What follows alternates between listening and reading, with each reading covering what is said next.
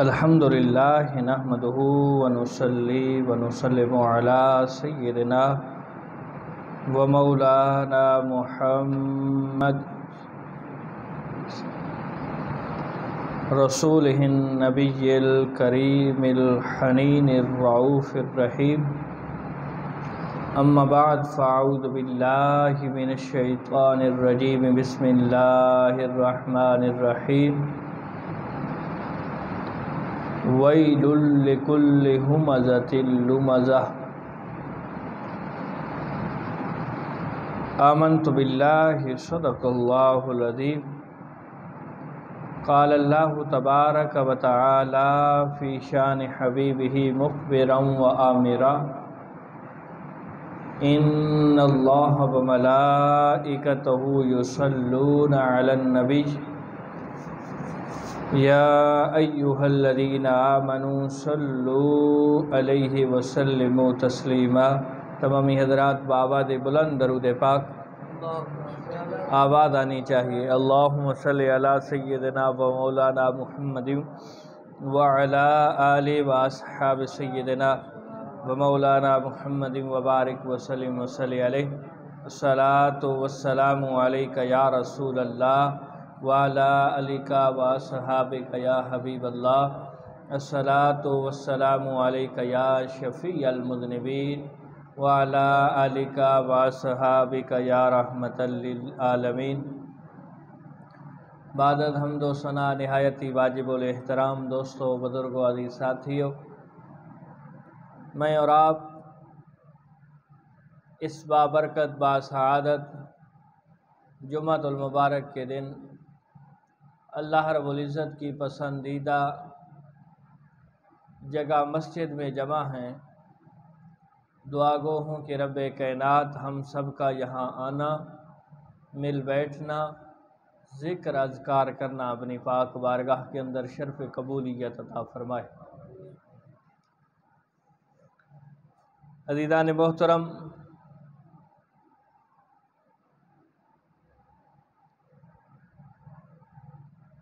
میں نے آپ حضرات کے سامنے مالک کریم کی لا ریب لا شک کا کتاب قرآن مجید فرقان حمید برہان الرشید میں سے سورہ ہمزہ کی پہلی آیت تلاوت کرنے کا شرف حاصل کیا ہے۔ دعا گو ہوں کہ رب کائنات ہم سب کو قرآن پاک پڑھنے کی، پڑھ کے سمجھنے کی اور سمجھ کے عمل کرنے کی توفیق عطا فرمائے۔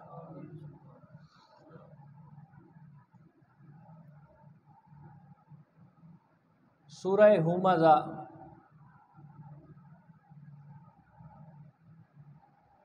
یہ جو قرآن پاک کی کتابی شکل ہے ہمارے پاس،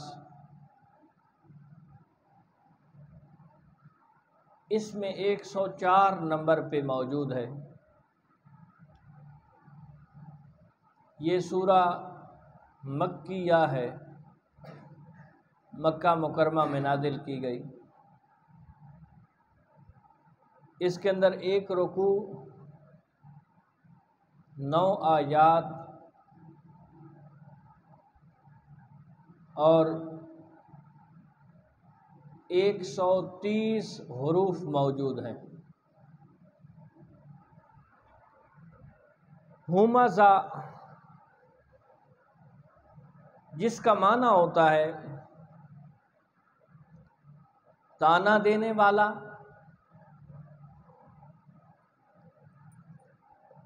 تان زنی کرنے والا، یہ اس کا پہلا حرف ہے۔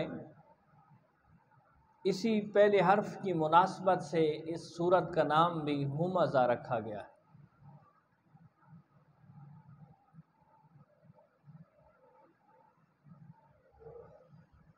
اور اگر اس سورت کی تفصیل کے اندر ہم جائیں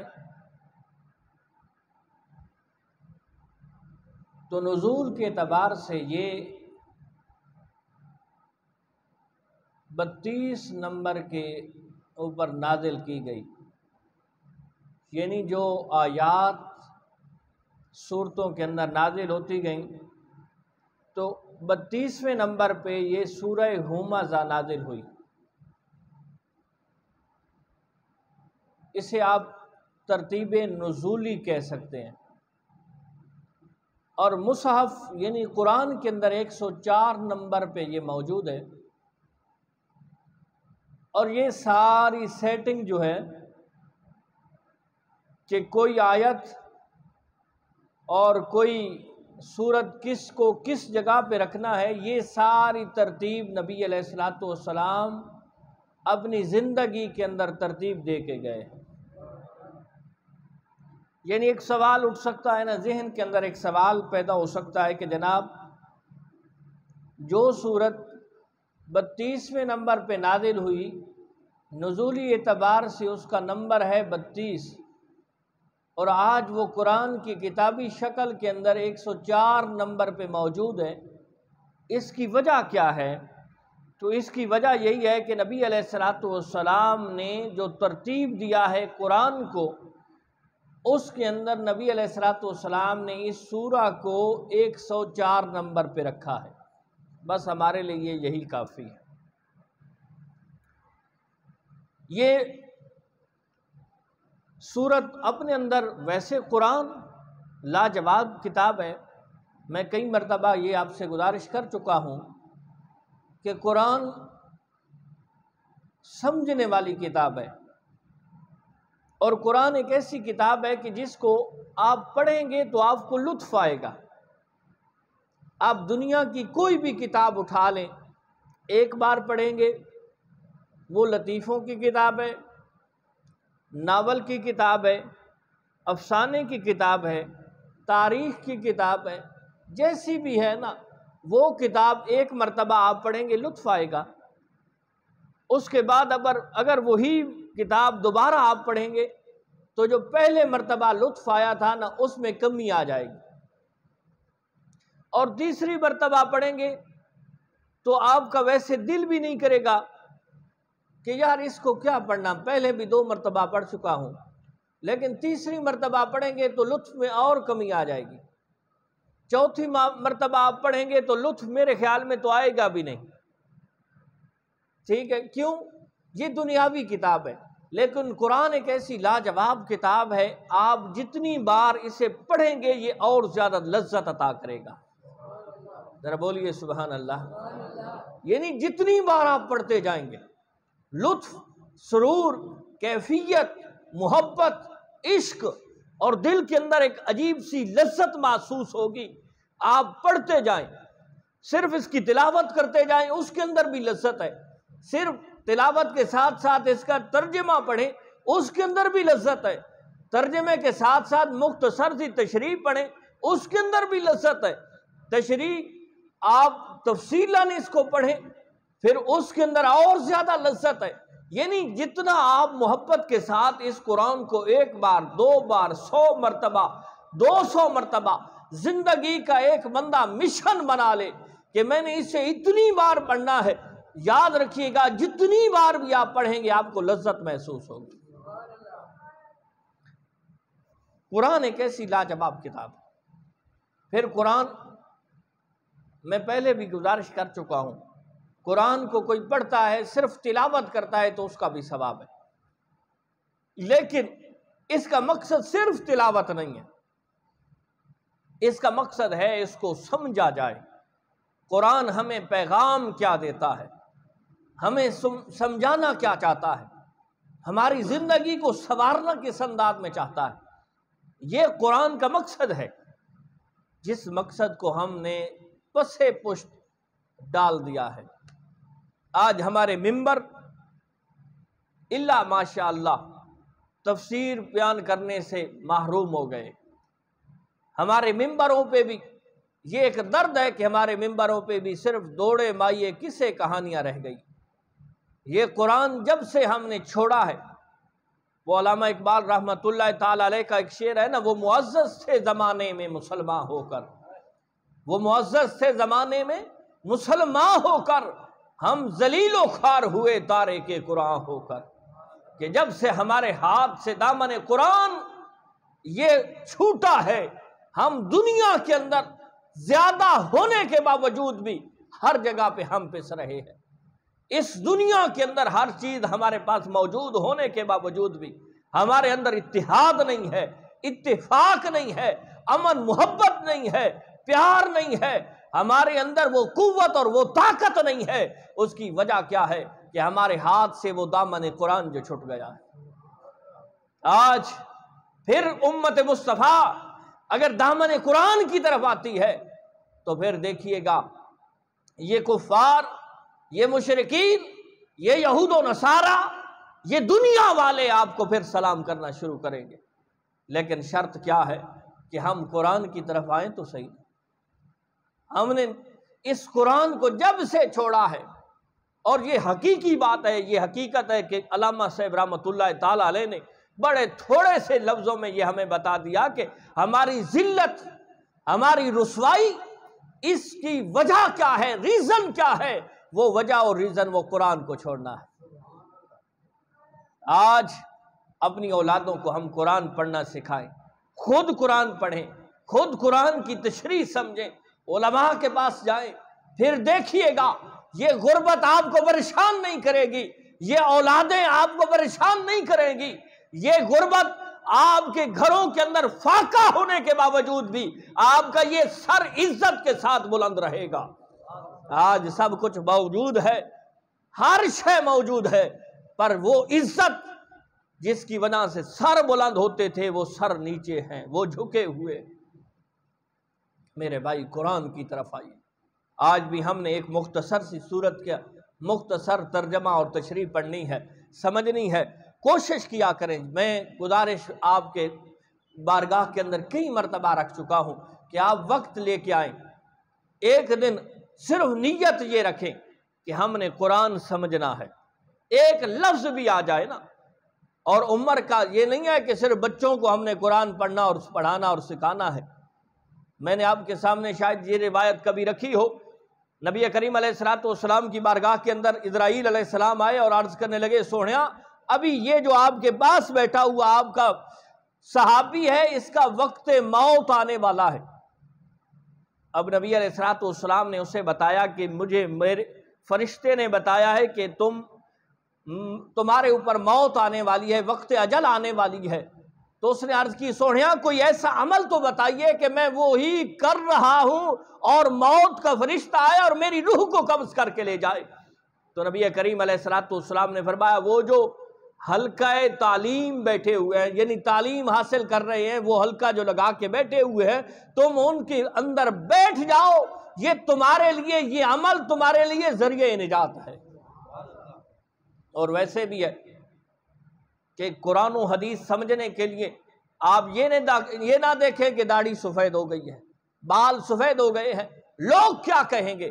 میں نے پچھلے جمعہ پہ گزارش کی تھی کہ لوگ کیا کہیں گے۔ آپ جو کچھ بھی لوگوں کے لیے کر لیں پھر بھی لوگ آپ کو اچھا نہیں کہیں گے۔ آپ لوگوں کو چھوڑیے، اپنی ذات کے بارے میں سوچئے، آپ کیا چاہتے ہیں، آپ کا آنے کا مقصد کیا تھا، اس مقصد کو پورا کرنا ہے۔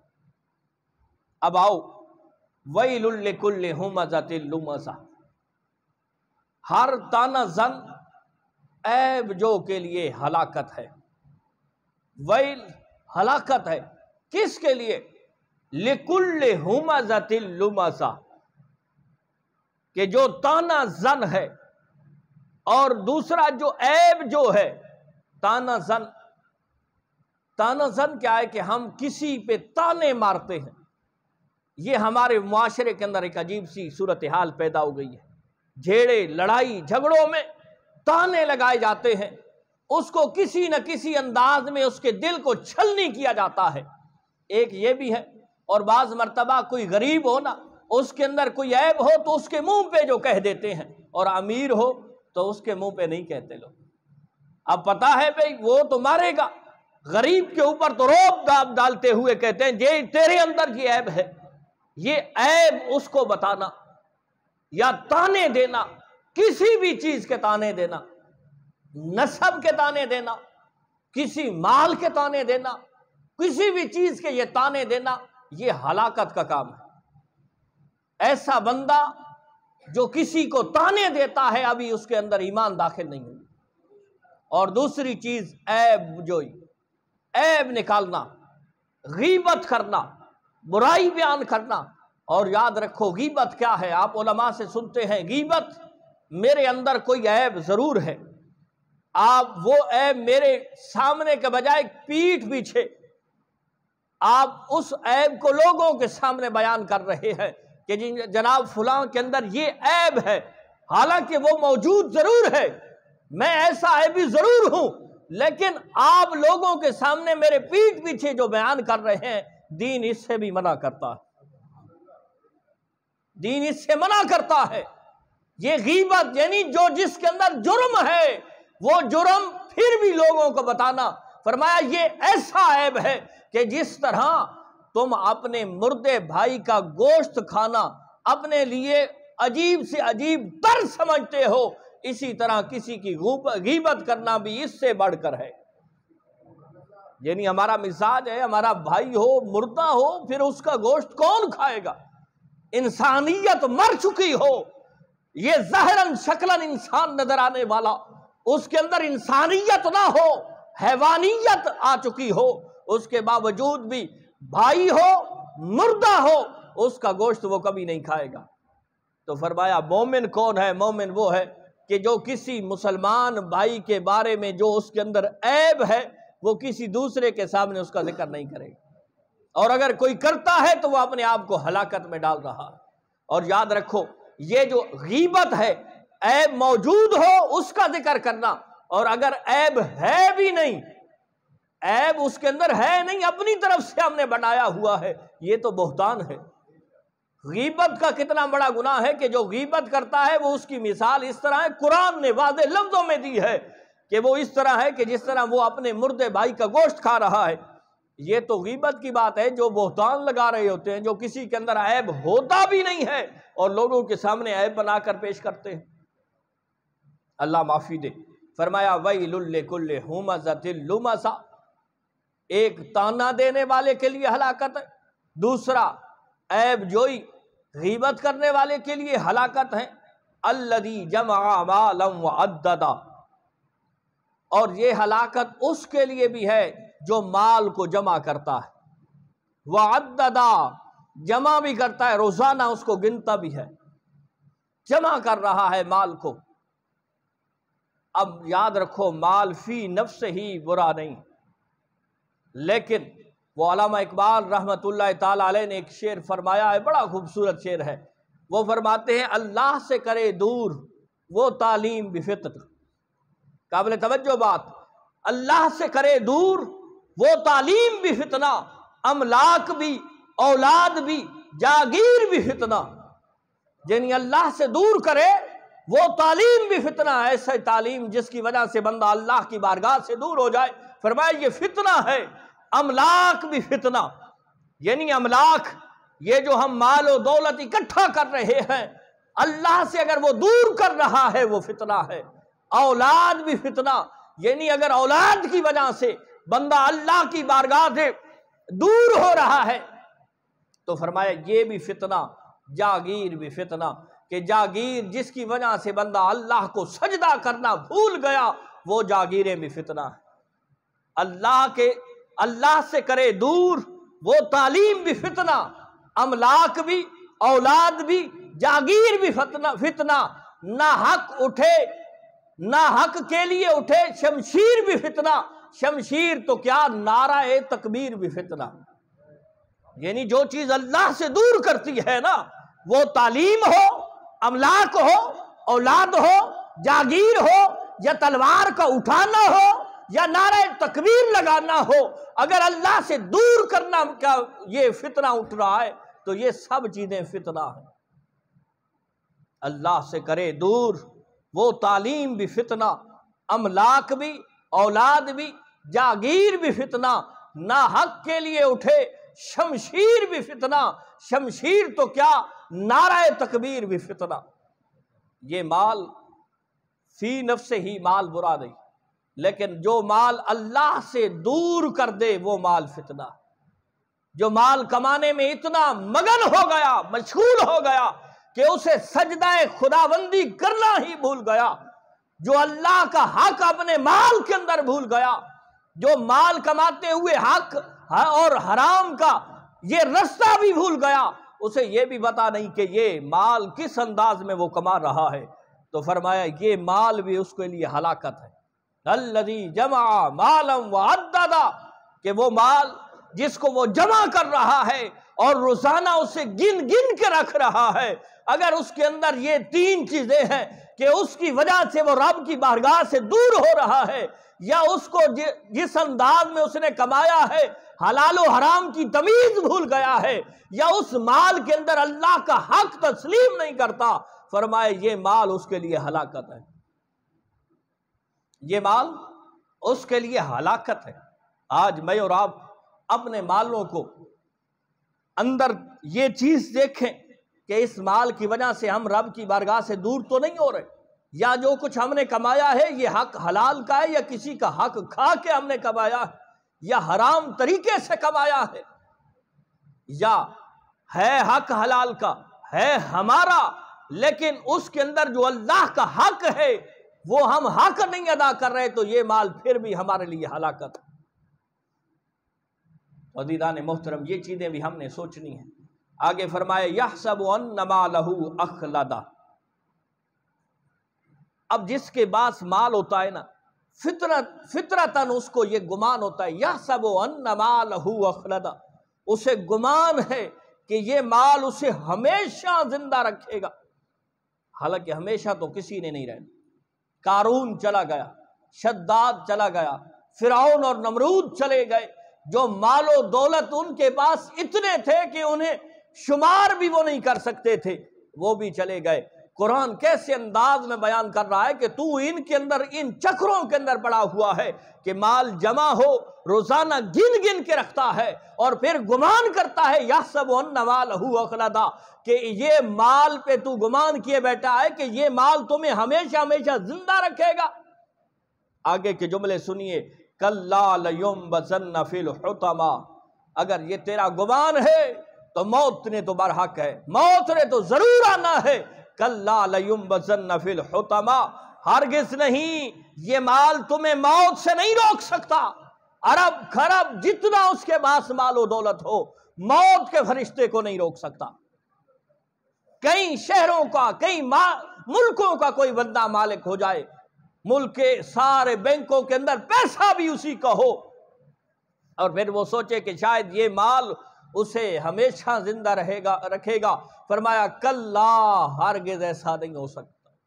لینبذن فی الحطمہ، وہ چورا چورا کر دینے والی آگ کے اندر جھونک دیا جائے گا۔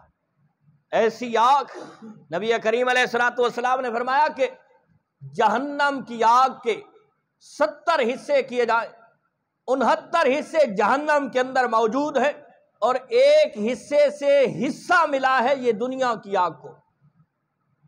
اب دیکھیے کہ دنیا کی آگ، یہ گرمیوں کا موسم ہو اور مزدور طبقہ، یہ روٹی پکانے والے یا کوئی بھی آگ کے قریب نہیں بندہ بیٹھ سکتا، اب مجبوری بھی ہو لیکن بہت مشکل ہو جاتا ہے، رنگ جل جاتا ہے، اس کے باوجود بھی یہ دیکھیے کہ یہ 69 حصے میں سے کچھ حصہ، 70ویں حصے میں سے کچھ حصہ اس آگ کے اندر ہے، تو پھر اس جہنم کی آگ کا کیا عالم ہوگا؟ استغفر اللہ تعالی ربی من کل ذنب واتوب الیہ، وہ آگ جس کے بارے میں میرے مصطفیٰ نے فرمایا کہ وہ آگ 1000 سال تک اس کو یعنی جلایا گیا اور اس کا رنگ سرخ ہو گیا، پھر 1000 سال اور جلایا گیا، اس آگ کا رنگ سفید ہو گیا، پھر 1000 سال تک اس کو جلایا گیا، اب اس کا رنگ جو ہے سیاہ ہو گیا اور اندھیری ہو گئی وہ آگ، وہ جہنم کی آگ۔ فرمایا جس مال پہ تو اتراتا ہے نا، یہ تمہیں نہیں بچائے گا، تمہیں اس آگ کے اندر جھونک دیا جائے گا جو چورا چورا کر دیتی ہے۔ وما ادراک ما الحطمہ، اب ذہن سوچتا ہے کہ وہ چورا چورا کرنے والی کیا آگ ہے۔ وما ادراک، تو کیا سمجھے، مل حطمہ، کہ حطمہ وہ چورا چورا کرنے والی، ریسا ریزا کرنے والی آگ کیا ہے؟ آگے فرمایا نار اللہ الموقدہ، وہ اللہ کی بھڑکائی ہوئی آگ ہے، جس کو اللہ رب العزت نے تیار کیا ہے، بھڑکایا ہے، فرمایا وہ آگ ہے التی تطلع علی الافئدہ، کہ جو دلوں پر چڑھ جائے گی۔ یعنی انسان کی ایک فطرت ہے کہ دل کے اندر بندہ خوف محسوس کرتا ہے، فرمایا یہ تو دنیا کی آگ ہے نا، اس کے اندر بھی ایک انگلی کا پورا بھی اس کے قریب جائے دل ڈرتا ہے۔ تو جس کو اللہ نے جلایا ہو، بھڑکایا ہو، اور جس کی یہ قوت اور طاقت ہو، فرمایا کبھی اس کے بارے میں سوچا ہے؟ اور وہ کیا ہے؟ وہ دل تک پہنچ جائے گی۔ دل تک پہنچنے کا ایک مقصد یہ بھی ہے کہ یہ جو ہے نا، یہ تو دنیا کی جو آگ ہے، یہ پہلے ظاہر کو جلاتی ہے، اس کے بعد باطن تک جاتی ہے۔ فرمایا جو جہنم کی آگ ہوگی وہ پیٹ کے اندر داخل ہوگی، اندر سے بھی جلا کے راکھ کرے گی، اور دل تک پہنچے گی اور دل کو بھی جلا کے راکھ کر دے گی۔ فرمایا وہ جہنم کی آگ انہا علیہم موصدہ، اور ان پر ہر طرف سے بند کی ہوئی ہوگی۔ یعنی ایک تو یہ ہے کہ یہاں آگ لگتی ہے، اللہ نہ کرے کسی بھی جگہ پہ، تو بندہ دوڑتا ہے، آگے سے نکلنا شروع کر دیتا ہے، کمرے میں اگر آگ جل گئی ہے، لگ گئی ہے، تو دروازے کو کھول کے نکل گیا۔ فرمایا جو جہنم کے اندر آگ ہوگی، اس کا آگ کو ان کے اوپر بند کر دیا جائے گا، اور ایسی بندش ہوگی کہ جس طرح بندہ دروازے کو مکمل طور پہ بند کر کے اس کے اوپر سیل لگا دیتا ہے کہ اب اس زندگی کے اندر کوئی نہیں کھولنا۔ فرمایا انہا علیہم موصدہ فی عمد ممددہ، کہ ایک تو وہ ان پہ بند کر دی جائے گی، اور ان کے سامنے ستون کھڑے کر دیے جائیں گے کہ انسان کی جو امید ہے کہ یہ دروازہ کھلے گا اور اس دروازے سے میں باہر نکل جاؤں گا، فرمایا نہیں، وہ بند اور ان کے سامنے ستون، امید ہی ختم ہو گئی کہ یہاں سے بندہ نکلے گا بھی صحیح کہ نہیں۔ فرمایا یہ جہنم کی آگ ہے۔ یہ انسان کو سمجھایا جا رہا ہے، انسان کو مقصد یاد دلایا جا رہا ہے کہ اے انسان، تو کس صورتحال میں چل رہا ہے، تیری سوچ اور تو کس انداز میں چل رہا ہے کہ یہ چیزیں، یہ دنیا عارضی شے ہے، دنیا تو گزر جانے والی شے ہے، دنیا تو آخر میں گزر ہی جائے گی۔ آپ نے دیکھا ہوگا کوئی امیر ہے یا غریب، موت تو آ گئی۔ ایسے ایسے غریبوں کو بھی ہم نے دیکھا ہے۔ پچھلے دنوں میں نے ایک جنازے پہ گیا ہوں، بڑا دکھ لگا، بہت زیادہ دل کو ٹھیس پہنچی ہے۔ نوجوان، اور جنازے کے اندر انہوں نے مجھے کہا ہے، میں حاضر ہوا جنازہ پڑھانے کے لیے، 11 لوگ، ٹوٹلی 11 لوگ۔ اب ہماری صورتحال تو یہ ہو گئی ہے کہ ہم اگر جنازہ بھی پڑھتے ہیں تو وہ بھی رہ و رسم کے لیے، ریت کے لیے، لوک وچار کے لیے، لوگوں کو خوش کرنے کے لیے، کبھی تو اللہ کے لیے بھی پڑھا کرو، جس کے ساتھ تمہارا برادری کا کوئی تعلق نہیں ہے، رشتہ داری کا کوئی تعلق نہیں ہے، محلے داری کا کوئی تعلق نہیں ہے، شہر داری کا کوئی تعلق نہیں ہے۔ تمہیں پتا ہے کہ ہمارا کسی مسلمان بھائی کا جنازہ ہے، تو اس دن اپنے دل کے ساتھ یہ تہیہ کرو، یہ نیت رکھو کہ یار آج تو اللہ کی رضا کے لیے میں نے جنازہ پڑھنا ہے۔ ٹھیک ہے، ویسے تو ہر جنازے کے اندر یہ نیت ہونی چاہیے۔ تو میں گزارش کر رہا تھا کہ ٹوٹلی 11 لوگ، اس دن بڑا دل خوف زدہ بھی ہوا اور غمگین بھی ہوا کہ یہ ہماری صورتحال ہو چکی۔ اور ایسی صورتیں، ایسی آیات انسان کو جھنجھوڑتی ہیں کہ میں اور آپ دنیا کے اندر اتنے رچ بس چکے ہیں، یہ دنیا ہمارے اندر اتنے پنجے گاڑ چکی ہے کہ ہمیں نکلنے کی سوچ بھی نہیں ہے۔ حالانکہ ہمارے ہاتھوں سے ہمارے کتنے عزیز و اقارب، کتنے رشتہ دار، کتنے تعلق دار کہ جن کے جانے پہ ہماری آنکھیں رو رو کے سوکھ گئی ہیں۔ یہ ہمیں ایک چیز کا درس بھی دے گئی ہے کہ جس طرح یہ تمہارا پیارا گیا ہے، اسی طرح تم نے بھی جانا ہے۔ لیکن اس کے باوجود شیطان ہمارے اوپر اتنا قابض ہو چکا ہے کہ نہ ہمارے اوپر قرآن اثر کرتا ہے، نہ ہمارے اوپر حدیث اثر کرتی ہے، نہ معاشرے کے یہ معاملات اثر کرتے ہیں۔ کبھی تو سوچئے نا، یہ دل جو انسان، میرے مصطفیٰ نے فرمایا کہ انسان، یہ جو شکل انسان ہے، اس میں ایک لوتھڑا ہے، اگر یہی لوتھڑا ٹھیک ہو جائے تو برا انسان صحیح ہو جاتا ہے۔ عرض کی گئی سوہنیاں وہ کون سا لوتھڑا؟ فرمایا یہ دل انسان کا اگر ٹھیک ہو جائے، کبھی تو سوچئے، علیحدگی میں بیٹھ کے سوچئے، چند منٹ بیٹھ کے تو سوچئے کہ یار زندگی کے اتنے سال گزر گئے ہیں، میں نے زندگی کے اندر اتنا کمایا ہے، اولادیں میں نے شادی کر دی ہے، اولاد کو اتنا بڑا کر دیا ہے، ان کے پاس بھی سب کچھ آ گیا ہے، کبھی اپنے بارے میں بھی کچھ کیا ہے؟ آج جو اگر موت آ جائے تو کس منہ سے ہم جائیں گے؟ امام غزالی رحمت اللہ تعالی علیہ نے آخری بات گفتگو کو سمیٹتے ہیں، آپ نے فرمایا موت سے 3 طرح کے لوگ ڈرتے ہیں۔ ایک وہ بندہ جو کہتا ہے عہدہ ملا ہے، اب موت نہ آ جائے کہیں یہ عہدہ نہ چھٹ جائے، میں جس کرسی پہ اب بیٹھا ہوں نا، اگر موت آ گئی تو یہ کرسی چھن جائے گی، یہ ختم ہو جائے گی، چاہے وہ وزیر اعظم کا عہدہ ہو، وزیر اعلیٰ کا عہدہ ہو، بیوروکریٹ ہو، جو بھی ہو، یعنی جس عہدے پہ بیٹھا ہے اسے ڈر لگا رہتا ہے کہ یار موت آئی تو یہ عہدہ چلا جائے گا۔ دوسرا جو اس لیے موت سے ڈرتا رہتا ہے کہ یار میری اولاد کہاں جائے گی، میرے تو چھوٹے چھوٹے بچے ہیں، ان کا پرسان حال کون ہوگا، ان کی پرورش کرنے والا کون ہوگا، ان کا حال احوال پوچھنے والا کون ہوگا، یا میرے والدین ابھی بوڑھے ہیں، میرے والدین معذور ہیں، ان کی کون خدمت کرے گا، یا میرا خاندان جو میرے بغیر کوئی فیصلہ نہیں کرتا، میرے خاندان کا کیا بنے گا؟ کچھ تو اس لیے موت سے ڈرتے رہتے ہیں۔ فرمایا جو اپنی کرسی چھن جانے کے لیے موت سے ڈرتا ہے، یہ ڈرنا بھی کوئی اس کے لیے قابل عمل نہیں ہے۔ یا جو خاندان کے لیے یا اپنے عزیز و اقارب یا اولاد یا ماں باپ کے لیے کہتا ہے کہ میں چلا گیا تو ان کا کیا بنے گا، فرمایا یہ موت سے ڈرنا بھی کوئی اس کے کام نہیں آئے گا۔ تیسری چیز یہ ہے کہ تیسرا بندہ وہ جو موت سے اس لیے ڈرتا ہے کہ یار اگر آج موت آ گئی تو کس منہ سے محمد مصطفیٰ کی بارگاہ میں جاؤں گا، کس منہ سے رب کی بارگاہ میں حاضری دوں گا۔ اگر اللہ نے پوچھ لیا کہ تو نے جوانی کہاں گزاری ہے، اگر اللہ نے پوچھ لیا کہ یہ جو میں نے تجھے ہاتھ دیے تھے، ان ہاتھوں سے حلال کتنا کمایا ہے، یہ جو میں نے تجھے ٹانگیں اور پاؤں دیے تھے، ان پاؤں کے ساتھ تو حلال کی طرف کس وقت چل کر گیا تھا، یہ سوچ جو ہے انسان کو پرہیزگار بنا دیتی ہے، یہ سوچ۔ لیکن یہ سوچ کب پیدا ہوگی؟ جب انسان کے اندر احتساب کا عمل پیدا ہوگا۔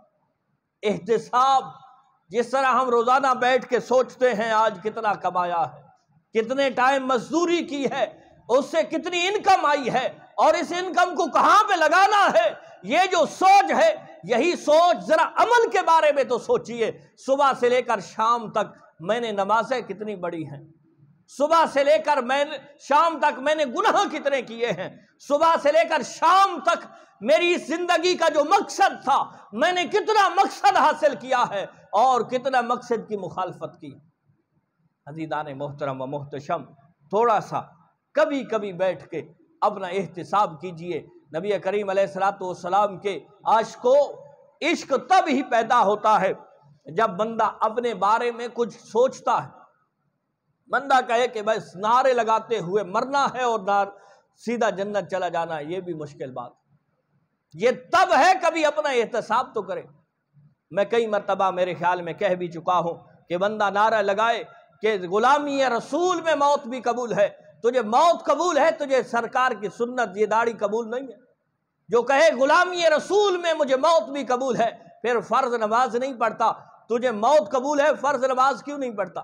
جو کہتا ہے غلامی رسول میں موت بھی قبول ہے اور ماں باپ کی خدمت نہیں کرتا، پھر اس موت کا کیا فائدہ؟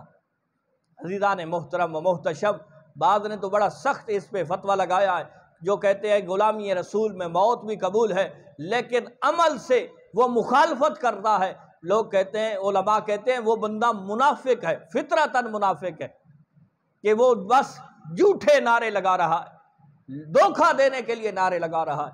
اللہ رب العزت ہم سب کو دین اسلام پہ کما حقہ عمل پیرا ہونے کی توفیق عطا فرمائے۔